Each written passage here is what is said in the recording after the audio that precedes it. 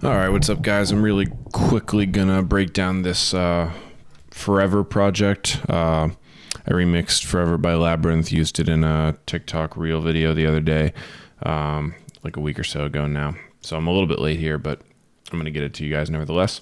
But I want to break it down real quick, just in case any of you guys are going into this project and having a little bit of trouble. So first things first, let's look at the master channel right here. So on the master, it's pretty straightforward. Nothing I haven't done before. Some ozone right here. This is to image match it to my reference track, which I don't remember what I used. It was probably Laser Beam by Ray. And then M-Wave Shaper just to sort of push the wave a little bit right here.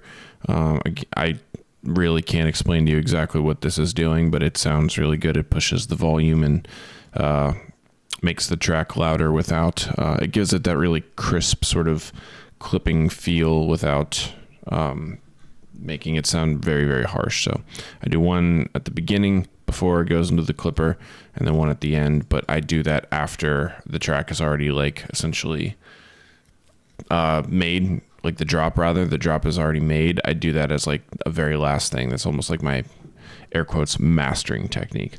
Clip shifter right here, and then a little bit of extra sub, and that's it.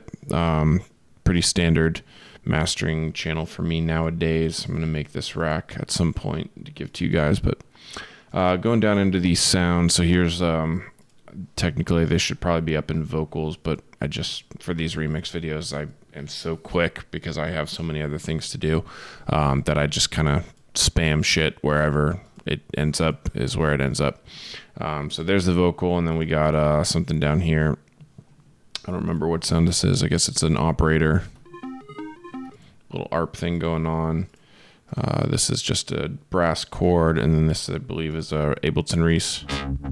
Now it's actually a little bass patch I must have whipped together real quick. So yeah, that's those guys. Down here in the build, very standard. You got your main build drum, and this guy here is also sending sidechain whatever the external instrument data, MIDI data into this guy right here, intro sound sidechain, as well as build sound sidechain. So if for whatever reason this rack does not load for you, which is very, very common because getting Serum versions aligned is super fucking irritating. That was the rack that I used for that. It's on the Patreon. You can download it, and also there's a tutorial on how to make it if it doesn't let you use the version you download. A little drum loop right here, just some drum and bass sounds. Drums, more shit, just kind of to fill before the drop. I only used 2 risers on this one because, again, I was trying to work at Mach 6 for this one. And then I don't remember what these are. I think these are the Lil Jon samples. Let's go! Yeah, the Lil Jon samples. So that's what those are. And as you can see, there's really no processing on those. Just, I guess I used some Serum effects up here for a little bit more dimension, and then Valhalla Room. So if you're missing the Valhalla Room, it'll sound a little bit different, but it's not the end of the world. Again, that's why I'm breaking this down, is so that you can know if you're missing anything. Is where it kind of gets to be a little bit of a hot mess, is down here in the sounds group. We'll look at the drums first here. White Noise Ride, very standard in all my tracks. I'm working on a new version of that. Sounds a little bit cleaner. It uses Vital instead of a white noise sample. Here is a drum and bass loop. It's just off a splice. Another one. Both of these layered together is pretty much the only like top end I used, or hat loops I use, whatever you want to call it.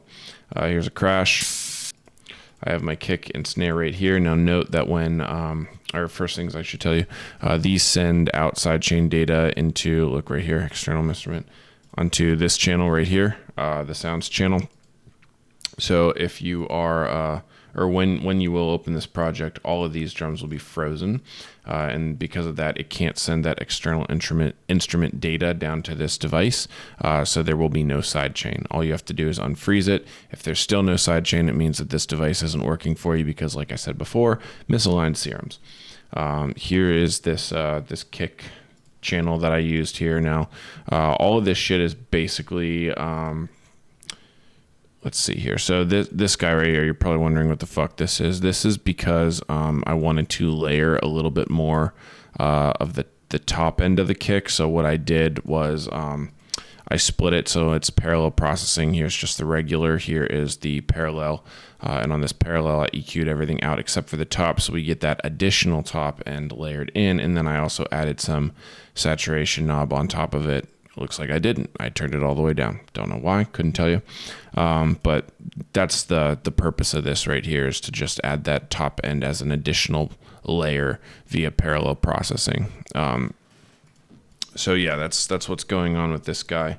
And then just a little bit more EQ work. Ozone 7, I don't remember why the fuck I used this. Oh, even more EQ work. And then a kilohertz transient shaper. So you might not have any of those plugins, in which case it's really fine. As long as you understand like the methodology behind it, you could probably recreate something similar. Here's the snare. Here's the snare metal. The snare doesn't have shit except for some EQ and a transient shaper. And then the snare metal, which is just like my signature on all my snares. Let's go down here into this section. We have leads. So as you can tell, it's kind of a hot mess at this moment in time. So first things first, there's a little, I call it foreshadow. It's just a little swell in right there. It sounded empty without it. Rave bell. This is just something that I made really quick in Wavetable as an extra layer. And it's got a Valhalla room on it. This brass right here, I don't remember what this is. Trumpet section, looks like it's a staccato. Just more layering. This expand right here, I'm not sure what patch this is either. Again, this is a couple weeks ago. Detune bells and Sledge Plus, I guess. Even more layers, just trying to get those layers on layers on layers. And then down here we have the Labyrinth vocals that I resampled and put a shit ton of processing on. So there's all sorts of stuff going on in here, but it's mostly just to try to beef the living piss out of it so it sounds better. This is the same thing, just a high layer, and all that I did for that was complex and turned it up 12 semitones, 1 octave. So that's that, and then down here we have a little ARPy. I believe it's the same pattern as what I used up there. No, actually it's different. It's just a serum patch, looks like that, nothing special, super boring. Down here, these are just the, this is what I wanted to recreate, that little organ that goes, dun-na. So this is... That's it right there. It's just an expand organ, and then I believe it's an expand piano as well. So that's that right there. And then we go down to these chords, which I used a bunch of different layers for. I don't remember why. But yeah, that's what we got for the chords. So all these different patches for various reasons. The fuck? I don't remember that one at all. I made a rack and I'm looking at what it was. So there's all those chords, and then you got all these bass sounds. These are all mid basses. These are like all the mid basses that I use for my like future bass sound tracks nowadays. And then you got the sub, and then on this guy, on this guy you just got the VR multiband right there, which I talked about in a previous video, I believe. That's just to kind of keep, it's almost like the golden ratio for like a multiband compressor to keep all the levels in place. It's not like a crazy multiband compressor like an OTT. It's just like enough to keep it all sort of dialed in. I believe I have that up here in this chords group as well. Yep. So if you're missing Ozone 7, you won't have that. But again, it's not the end of the world. It's just like, it's more of like a end of the process mixing thing than anything.